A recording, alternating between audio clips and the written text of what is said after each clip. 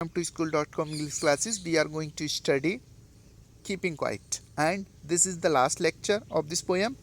हमने आपको बता रखा था कि ये जो वॉर्स हैं कितने खतरनाक हुआ करते हैं, इससे केवल और केवल हानि ही होती है, किसी का लाभ आज तक नहीं हुआ है। युद्ध से भला किसका लाभ होने वाला है? इससे तो केवल और केवल नुकसान ही होगा, और चाहे वो अपनी कंट्री का हो और चाहे वो किसी दूसरी कंट्री का हो, इससे केवल और केवल नुकसान होगा, कोई फ़ायदा कोई लाभ नहीं होने वाला है। तो अगर हम इसको किसी भी तरीके से अवॉइड कर पाते हैं, चाहे वो ग्रीन वॉर्स हों, वॉर्स विद गैस हों, वॉर्स विद फायर हों, विक्ट्री विथ नो सर्वाइवर्स, जीत तो होती है किसी न किसी एक की, लेकिन सर्वाइवर कोई भी नहीं बचता है वहाँ पर। मान लो अगर किसी भी कंट्री को बहुत बुरी तरीके से आपने तबाह कर दिया, जो भी वहाँ पे रिसोर्सेज थे उनको सभी को ख़त्म कर दिया, बिल्डिंग्स को सभी को गिरा दिया, लोगों को मार दिया और उस कंट्री को आपने जीत लिया, तो आप राज्य किसके ऊपर करोगे? है ना? राज्य तो लोगों के ही ऊपर किया जाता है ना। तभी तो शान और वैभव का पता चलता है जब आप अन्य बहुत सारे लोगों से श्रेष्ठ हुआ करते हो। अगर आपने किसी भी कंट्री को तबाह कर दिया है तो खंडरों में कहीं राज्य नहीं किया जाता है ना? तो वो चीज़ सारी चीज़ें समझाने की कोशिश यहाँ पर की गई थी। और अगर हम कीपिंग क्वाइट करते हैं, थोड़ा सा शांत रहते हैं, इंट्रोस्पेक्ट सोचने का मौका अगर किसी को दे दिया जाए, कोई व्यक्ति अगर क्राइम करने वाला हो, सुसाइड करने वाला हो, किसी दूसरे को मारने वाला हो, उसे कुछ समय रोक लिया जाए, है ना, थोड़ा सा टाइम दे दिया जाए सोचने का, तो शायद वो उस चीज़ से बच जाए, वो उस काम को करने से रह जाए, करते करते शायद बच जाए, ऐसा करने वाला हो और रुक जाए। क्योंकि अगर कोई व्यक्ति सोचने का थोड़ा सा टाइम ले लिया करता है तो उसका जो मन है वो बदल जाता है। तो इसी के बारे में यहाँ पे भी बात की जा रही है। अगर हम लड़ेंगे नहीं तो साफ स्वच्छ कपड़े पहनकर घूमेंगे, walk about with their brothers, ठीक है, अपने सभी मित्रों के साथ, भाइयों के साथ। ये जो आपस में लड़कर मरने वाले थे, हम भाई भाई बन जाएंगे और लड़ेंगे नहीं तो आपस में एक रहेंगे और सरवाइव भी करते रहेंगे। इन द शेड, किसमें? छाँव में। डूइंग नथिंग, कुछ ना करते हुए, कुछ ना करते हुए, अभी कुछ ना करने के लिए ही पोएट बोल रहे हैं। वो काउंट कर रहे हैं 12 तक और हम लोगों को शांत रहने के लिए बोल रहे हैं। अब ये क्या है कि कुछ ना करते हुए, अभी आपसे ये कह दिया कुछ ना करते हुए, तो फिर तो बड़ी प्रॉब्लम हो जाएगी अगर आप कुछ भी नहीं करोगे। हम कह देते हैं चलो हम भी कुछ नहीं कर रहे हैं, हम आपको पढ़ा नहीं रहे हैं और आप पढ़ नहीं रहे हो, ठीक है, अब बात ख़त्म। पोएट ने ये कह दिया है कि शांत रहना है, चीज़ों को समझना है, देखना है, इंट्रोस्पेक्ट करना है, तो बैठ के इंट्रोस्पेक्ट करते हैं, अभी कुछ नहीं करते हैं। अभी बहुत सारे लोग जो हैं, बहुत सारे मरीज हॉस्पिटल्स में पड़े हुए हैं और अगर उन्हें एट रेंडमली इंजेक्शन नहीं दिया गया तो वो मर जाएंगे। अगर किसी डॉक्टर ने ऑपरेट करने के लिए किसी बॉडी को खोल रखा है, मान लो उसकी बॉडी में चीरा वगैरह लगा रखा है, ऑपरेट करना ही है, अब डॉक्टर ऊपर हाथ खड़े करके कह दे कि नहीं नहीं अब मैं कुछ नहीं करने वाला, बिकॉज पोएट ने ये बोल दिया है कि कुछ टाइम के लिए बिल्कुल शांत रहना है, इतनी देर में तो वो मर जाएगा अगर जल्दी से उसे ऑपरेट नहीं किया गया तो, है ना। और कोई भी मशीन है जिसको गियर डाल के छोड़ दिया गया है और वो चलना शुरू कर दिया है और ड्राइवर ये कह दे हाथ ऊपर खड़े करके नहीं मैं अब कुछ नहीं करने वाला, है ना, क्योंकि अभी तो क्या है कि कुछ टाइम तक मुझे इंट्रोस्पेक्ट करना है, ऐसा कुछ नहीं है। इस तरीके से पोएट नहीं कह रहे हैं, थोड़ा सा समझने की कोशिश कीजिए। डूइंग नथिंग से मतलब उनका ये नहीं है, ये समझा रहे हैं आगे। What I want should not be confused, मेरे कहने का मतलब ये नहीं है कि वो सारे ज़रूरी काम भी रोक दो जो जीने के लिए आवश्यक है। भाई खाना खाना जीने के लिए आवश्यक है, पानी पीना जीने के लिए आवश्यक है, किसी भी इंसान को इंजेक्शन देना जीने के लिए उसके लिए आवश्यक है। अगर किसी को भी दमा अस्थमा है उसे इन्हेलर लेना है अभी, और अगर उसे इन्हेलर नहीं दिया गया तो वही उसकी दम घुटने से मृत्यु हो जाएगी, तो उसके लिए वो आवश्यक है। तो ये इनके कहने का मतलब ये है, what I want should not be confused, मेरे कहने का जो मतलब है, जो मैं चाहता हूँ उस चीज़ को लेकर कन्फ्यूज़न क्रिएट ना किया जाए, है ना, इस चीज़ से कंफ्यूज नहीं रहना है आपको। विथ टोटल इनएक्टिविटी, मैं ये, मेरे कहने का मतलब ये नहीं है कि पूरी तरीके से आप इनएक्टिव हो जाओ, सारे कामों को रोक दो, उन सारे कामों को रोक दो जिनके रोकने की वजह से किसी भी तरीके की कोई दिक्कत नहीं होगी। हम ऐसे बहुत सारे काम किया करते हैं, पूरे दिन किया करते हैं। अगर आप सोशल मीडिया का यूज़ करना थोड़े टाइम के लिए बंद कर दो तो ऐसा तो है नहीं पहाड़ टूट पड़ेगा, है ना। ऐसा भी नहीं है कि आप बर्बाद हो जाओगे, तबाह हो जाओगे। ऐसा नहीं है कि अगर बाई चांस आप बाइक पे ऐसे ही घूमने के लिए निकल जाया करते हो, अगर नहीं जाओगे तो कुछ बहुत बड़ा लॉस हो जाएगा आपका।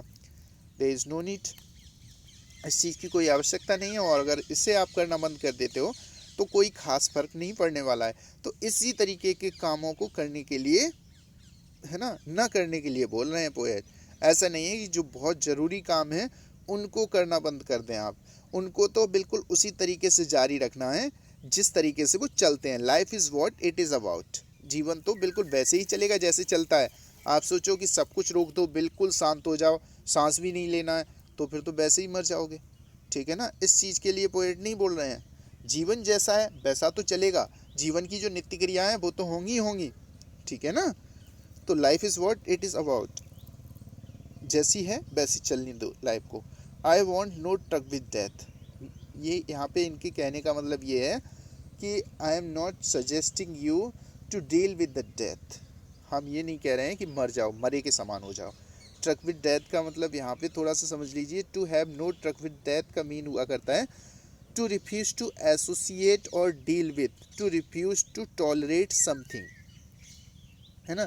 टू रिफ्यूज टू एसोसिएट और डील विद, भाई मौत से समझौता करने के लिए नहीं बोल रहे हैं ये, हैं, उससे इनकार करने के लिए बोल रहे हैं। To refuse to tolerate something, किसी भी चीज़ को सहने से इनकार करने के लिए बोल रहे हैं।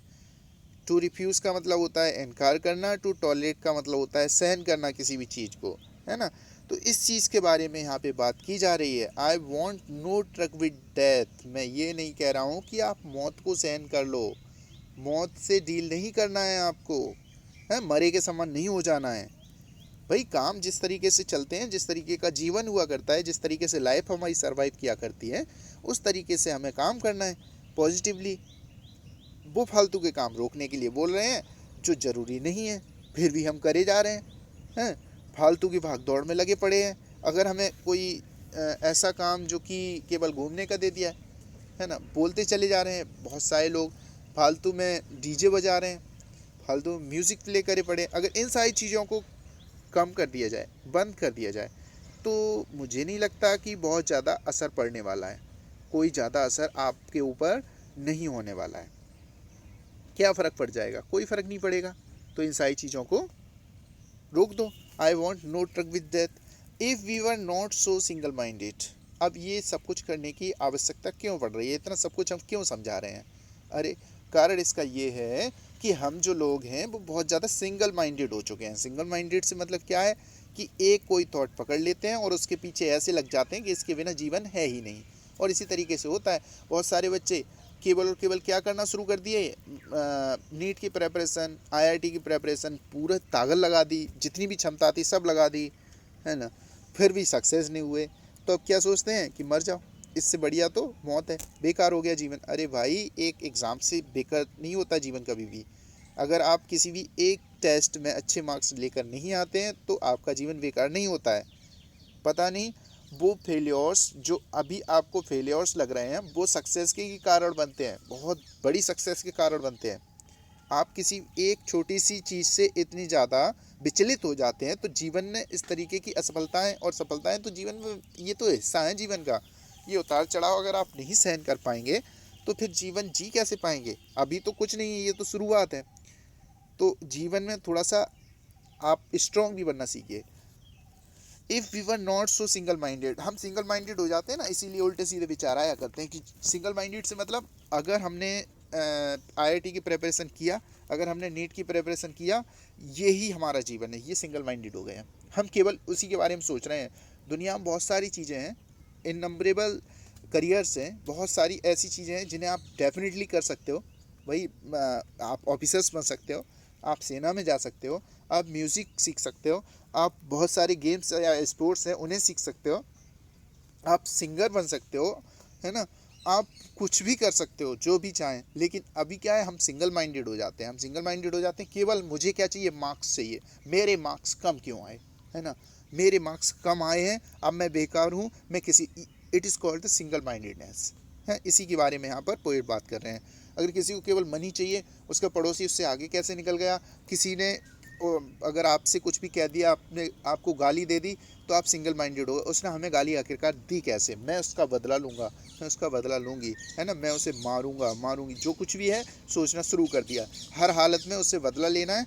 यू आर सिंगल माइंडेड, है ना, इसी के बारे में ये बात कर रहे हैं। If we were not so single minded about keeping our life moving, अपने जीवन को चलाने के लिए हम इतने ज़्यादा सिंगल माइंडेड नहीं होते। And for once could do nothing, अगर ऐसा हम कर पाते कि एक बार के लिए कुछ ना करते, है ना, अगर हम किस में सिंगल माइंडेड हो गए हैं, लगातार पढ़ाई में लगे पड़े हैं, मन नहीं लग रहा है, ज़बरदस्ती लगे पड़े हैं, किसी भी तरीके से दूसरे को हराना है, दैट इज़ सिंगल माइंडेडनेस। बस करे पड़े हैं, जो भी काम हमें अच्छा नहीं लग रहा है उसे भी करे पड़े हैं। अरे थोड़ा सा रेस्ट ले लीजिए, थोड़ा जो भी आपकी पसंद है, हॉबीज़ वगैरह हैं, उसको थोड़ा सा टाइम दे दीजिए, फ्रेश माइंड में दोबारा से उसी काम को करने के लिए बैठिए, शायद अच्छे से हो पाए। उसके बारे में बोल रहे हैं। अगर हम इतने सिंगल माइंडेड नहीं होते, मनी के पीछे अंधे नहीं हुए होते, तो शायद एक इंसान दूसरे इंसान की जो लाइफ है वो ख़त्म नहीं कर रहा होता, उसका जीवन नहीं छीन रहा होता। इस तरीके से जो बहुत सारे कत्लेआम वगैरह हो रहे हैं, ऐसी क्रूअल्टी वाले वर्क्स जिनके बारे में आप इमेजिन नहीं कर सकते हो, जो डॉक्टर्स कुछ अच्छे भी होते हैं ना, कुछ ख़राब भी होते हैं, तो वो डॉक्टर्स जो सिंगल माइंडेड हो जाते हैं पूरी तरीके से, उन्हें एवरीथिंग इज़ मनी उनके लिए हो जाया करता है, तो क्या करते हैं, इंसान के बॉडी पार्ट्स भी बेच दिया करते हैं। तो this is the best example of single mindedness.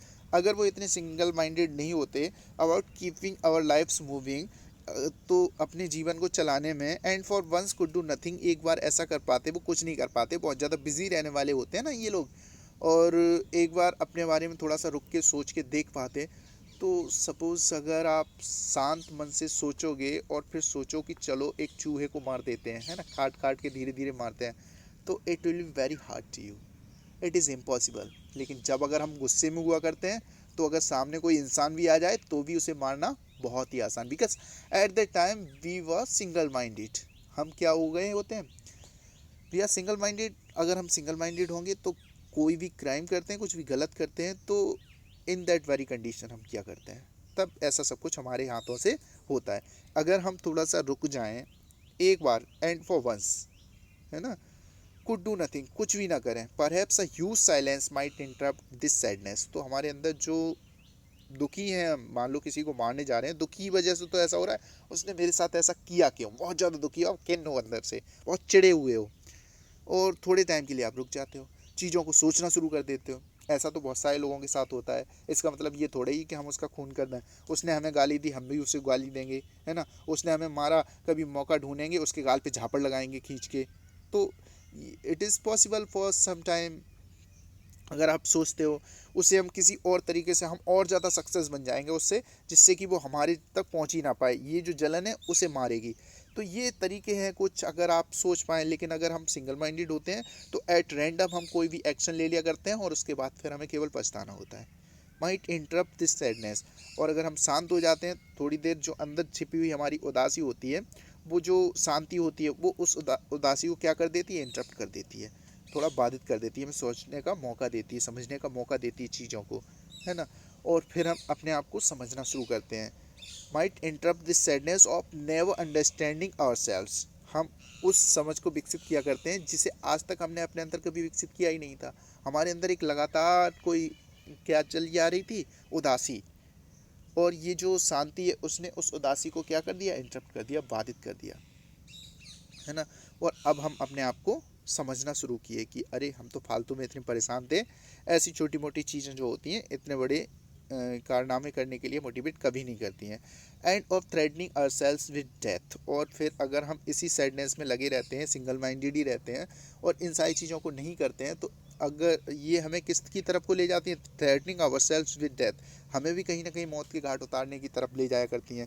अगर हम सोचते रहेंगे, घुटते रहेंगे, चिंता करते रहेंगे, सिंगल माइंडेड रहेंगे किसी एक ही चीज़ के, एक ही पॉइंट के बारे में। देखो चिंता क्या हुआ करती है, जब हम एक पॉइंट के बारे में ज़रूरत से ज़्यादा सोचते हैं, हमारा सिर दर्द करने लगता है, हमारी बॉडी का कोलेस्ट्रॉल लेवल बढ़ जाता है, हमारे अंदर बहुत सारी बीमारियां पनपने लगती हैं, और धीरे धीरे हम किसकी तरफ को अग्रसर होने लगते हैं, threatening our self with death, है ना, मृत्यु की तरफ।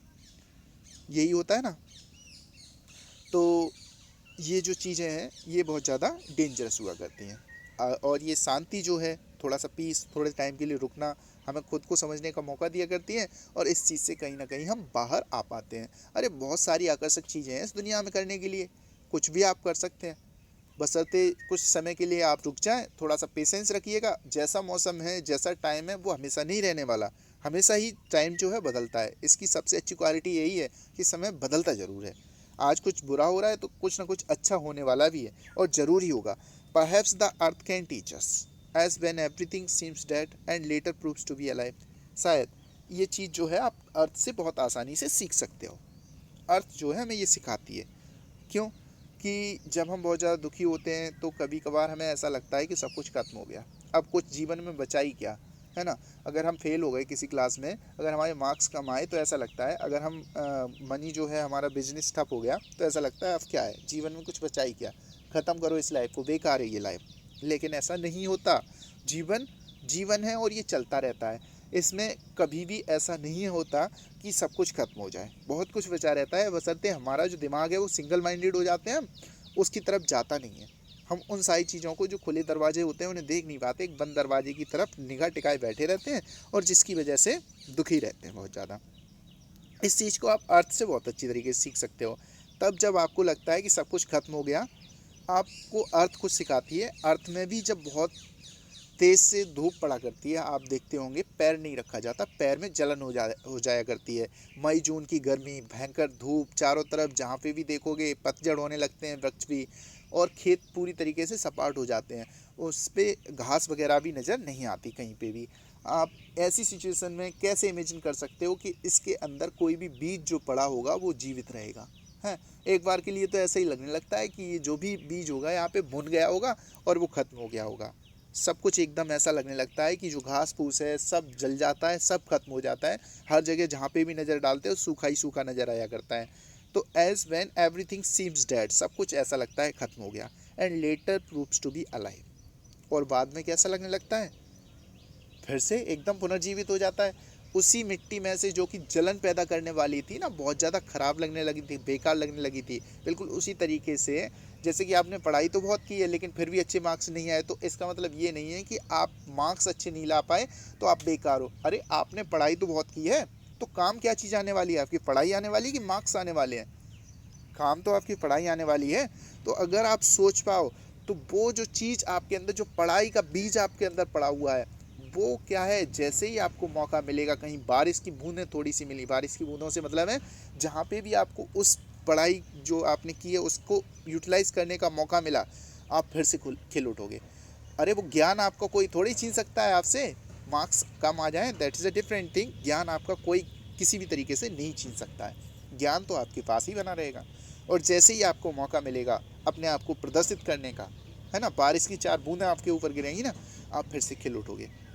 And later proves to be alive, बाद में सारी की सारी चीज़ें जो होती हैं वो मृत बीज जो होते हैं काफ़ी गर्म मिट्टी के अंदर बारिश जैसे ही शुरू होती है फिर से वो अलाइव एकदम प्रतीत होने लगते हैं, उसके अंदर से जो अंकुरण होता है दोबारा से होना शुरू हो जाता है। तो ये आप अच्छी तरीके से समझ पाए होगे। Now I will count up to 12। अब मैं क्या करने वाला हूँ, पोएट कहते हैं कि मैं 12 तक काउंट करने वाला हूँ। Now I will count up to 12 and you keep quiet and I will go. आप सभी लोग बिल्कुल शांत हो जाओगे और मैं यहाँ से चला जाऊँगा। आई विल गो, शांत हो जाओ और मैं जा रहा हूँ, दैट्स ऑल। ये आपकी पोएम जो है वो कंप्लीट हो गई। थिंक इट अबाउट, इसके बारे में थोड़ा सोच लीजिए भाई। क्वेश्चन के आंसर्स भी आपको ही करने हैं। What will counting up to 12 and keeping still help us achieve. अब बताइए, अगर हम 12 तक काउंट करते हैं और शांत हो जाते हैं तो हमें क्या मिलने वाला है? बहुत बड़ी चीज़ें मिलने वाली हैं, और क्या क्या मिलने वाला है बहुत अच्छी तरीके से हमने आपको समझाया है, और इसको आप राइट डाउन करोगे ताकि आपके थॉट्स जो हैं वो क्लियर हो पाएँ। आप सोच तो बहुत सारी चीज़ें लेते हो, लिख नहीं पाते हो, तो जब तक आप लिखोगे नहीं तब तक सीखोगे नहीं। जस्ट राइट डाउन और डू इट योरसेल्फ, डेफिनेटली करिए। ये नहीं है कि आज का काम कल पे टाल दो, आप कभी नहीं कर पाओगे। वो बच्चे जो कि आज का कल पे टालते रहते हैं, वो जीवन में केवल और केवल असफलता का ही मुंह देखा करते हैं, बहुत ज़्यादा दुखी रहा करते हैं, बाद में गलत डिसीजन लिया करते हैं और खुद में परेशान रहना शुरू कर देते हैं। तो आप इसे टालिए मत, पेन और पेपर उठाइए और लिखना शुरू करिए। जस्ट नाउ और अगर आप लिखोगे नहीं, सोचते रहोगे, तो आपको एग्ज़ाम में बैठा के सोचने के लिए नहीं वहाँ पे बैठाया जाता है, आपको लिखने के लिए बैठाया जाता है, और जो काम आप करोगे उसमें ही आप महारत हासिल करोगे। Do you think the poet advocates total inactivity and death? बिल्कुल भी नहीं, है ना। टोटल इनएक्टिविटी और डेथ के बारे में पोएट बिल्कुल ही नहीं बताते हैं। लाइफ जैसी है वैसी चलती रहेगी, वो सब कुछ आपको बताना है।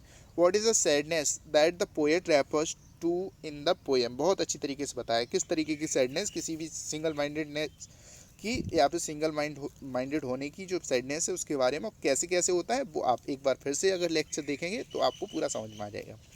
What symbol from nature does the poet invoke to say that there can be life under apparent stillness? कभी कभार ऐसा लगता है कि बिल्कुल शांति है चारों तरफ, वहाँ पे भी लाइफ हो सकती है। ऐसा नहीं है कि पेड़ बिल्कुल अगर शांत खड़ा है, हवा नहीं चल रही है, तो वो मृत हो गया। भाई वहाँ पे भी लाइफ पाई जाती है। कभी कभार जो ज़मीन होती है वो बिल्कुल ऐसी लगती है कि सब कुछ खत्म हो गया और वहाँ पर भी लाइफ होती है ना। तो बस हमारी आंखें देख नहीं पाती हैं। Choose a quiet corner and keep still physically and mentally for about 5 minutes. Do you feel any change in your state of mind? आप ऐसा करिए, शांत किसी जगह पे चले जाइए, है ना, और वहाँ पर जाकर शांति में थोड़ा बैठिए 5 मिनट तक, और फिर अपने अंदर देखिए कि किसी भी तरीके के क्या बदलाव आ रहे हैं। करके देखिए एक बार, और एक बार नहीं, इसे बार बार करते रहिएगा। और हर 8 दिन में, 15 दिन में, जब भी आपको टाइम मिले, आप कम से कम खुद के लिए 15 मिनट का समय तो निकालो जिसमें किसी भी चीज़ का कांटेक्ट आपके पास, और एक भी इलेक्ट्रॉनिक डिवाइस तो बिल्कुल भी नहीं होनी चाहिए, इंसान भी नहीं होना चाहिए कोई भी। कोई शांत प्लेस चुनिए और वहाँ पे खुद के बारे में सोचिए कि जिस डायरेक्शन में हम बढ़ रहे हैं, जैसा हम कर रहे हैं, आगे चलकर हमें वो किस तरीके का रिजल्ट लाकर देने वाले हैं। क्या हम सभी के लिए अच्छा कर पा रहे हैं? क्या हम अपने करियर के लिए कुछ अच्छा कर पा रहे हैं? जस्ट आस्क टू यू, और इनके आंसर्स फाइंड आउट करने की कोशिश कीजिए खुद से। आप सही डायरेक्शन में बने रहोगे, बहुत हद तक सही डायरेक्शन में बने रहोगे। डेफिनेटली आप खुद से झूठ नहीं बोल सकते हो, क्योंकि आप अपने बारे में सबसे अच्छे तरीके से जानते हो। You are the person who can make you success. Thank you, have a nice day.